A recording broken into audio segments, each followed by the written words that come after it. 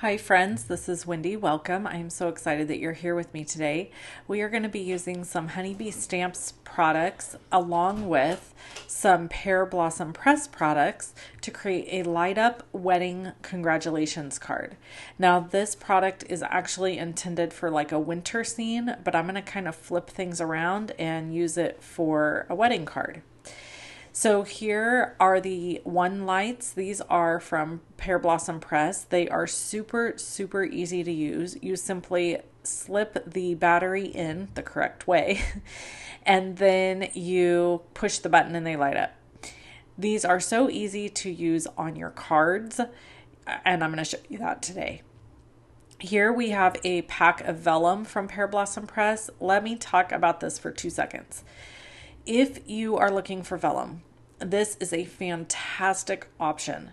The vellum from Pear Blossom Press comes in a large pack that is already cut at 4 1/4 by 5 1/2. The reason I love that is because often I don't need very much vellum. I just usually only need small pieces. So I highly, highly encourage you to grab one of these packs. There's several colors of vellum in this pack and it's fairly inexpensive. So here I have die cut all the parts and pieces for my church.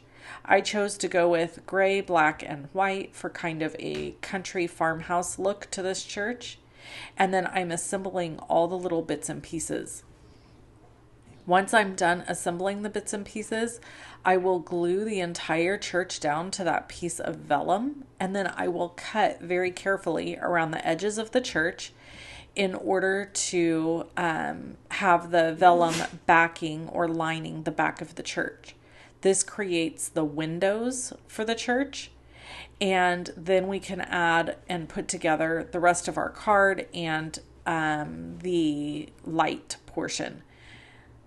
I really just kind of wanted the entire church to light up when the button was pressed. So I chose to use some arch dies from Spellbinders, and I created a double layer here.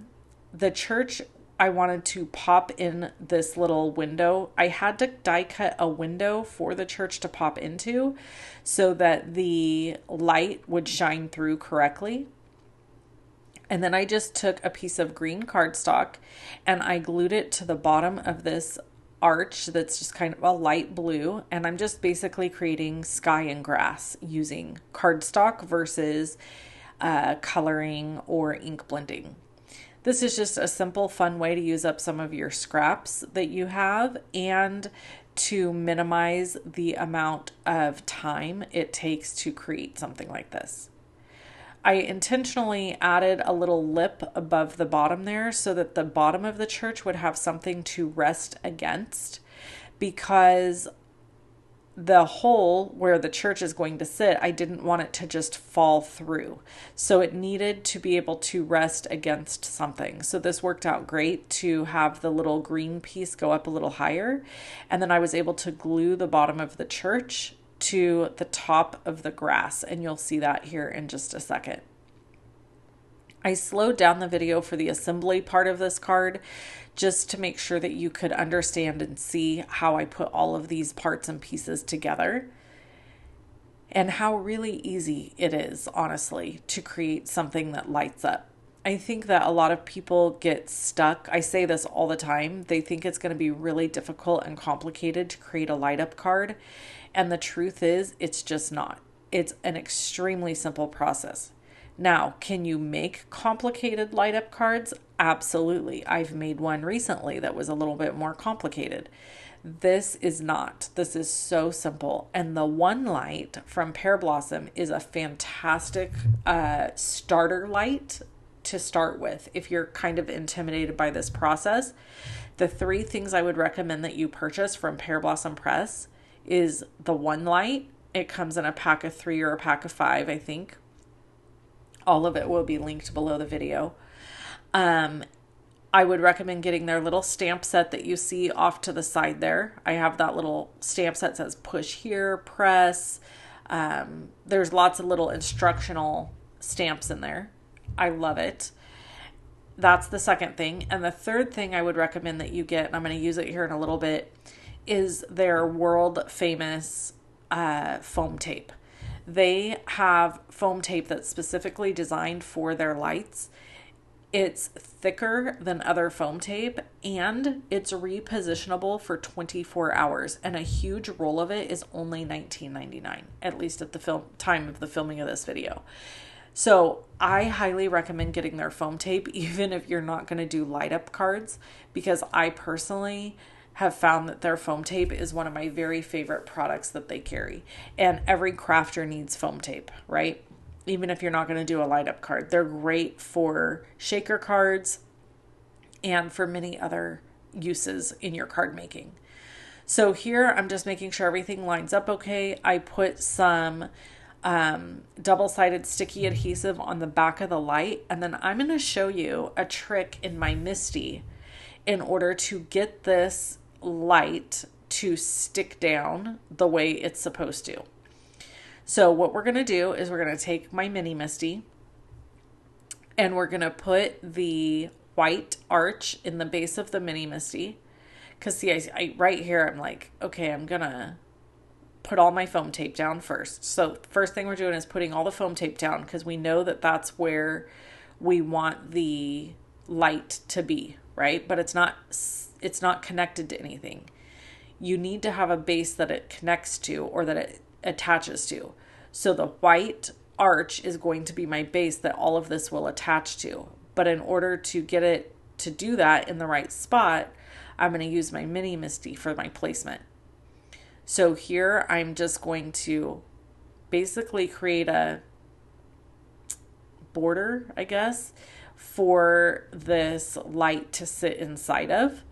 And then I'm going to place my white arch in my mini Misty, and we are going to put all of this together so that everything is positioned exactly where it's supposed to, and you'll see that here in just a second.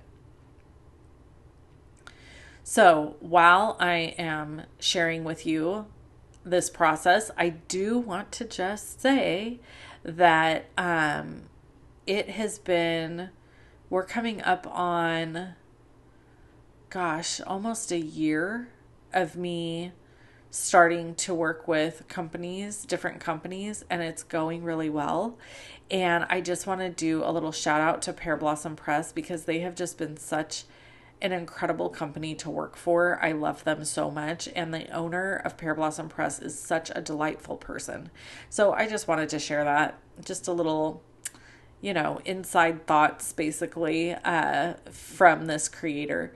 Here I decided to not use my sticky mat because I was afraid that things would pull away. So I opted not to use the sticky mat. Okay, so here, now I've got everything lined up the way I would want it to be on the card. Okay, I've got my white layer and then I've got my die cut layer with my church.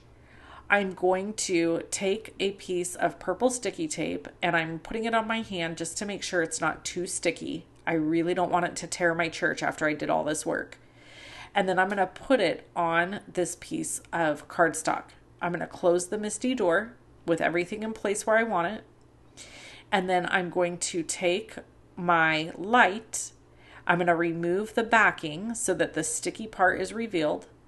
I'm going to place it inside my church in my little compartment, knowing it's where it should be. And then I'm going to close the back of the Misty onto this. Now, it's not all going to stick together because I haven't removed the backing from the foam tape, but my light is now stuck in place where it should be. So now I can remove my front piece from my Misty door, and I can remove all of the backing strips from the back of this layer.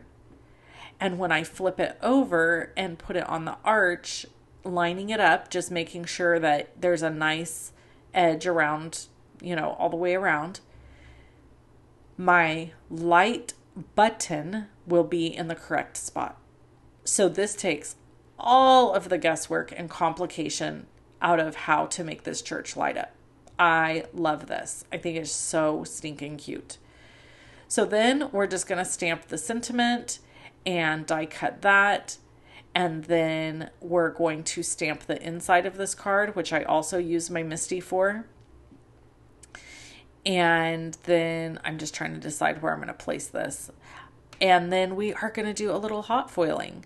So here I've just got my platform all heated up, and then I ran it through my machine, and I had this perfect hot foiling to add to the card with those little hearts. It's an Altenew hot foil plate that I used.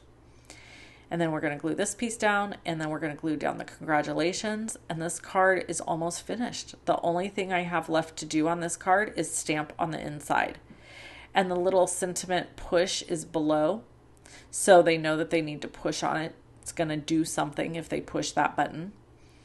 And then I chose a fun sentiment. This is the Inside Wedding Sentiments from Honeybee Stamps. And I kind of struggled there getting it lined up like it should be, but I finally got it figured out.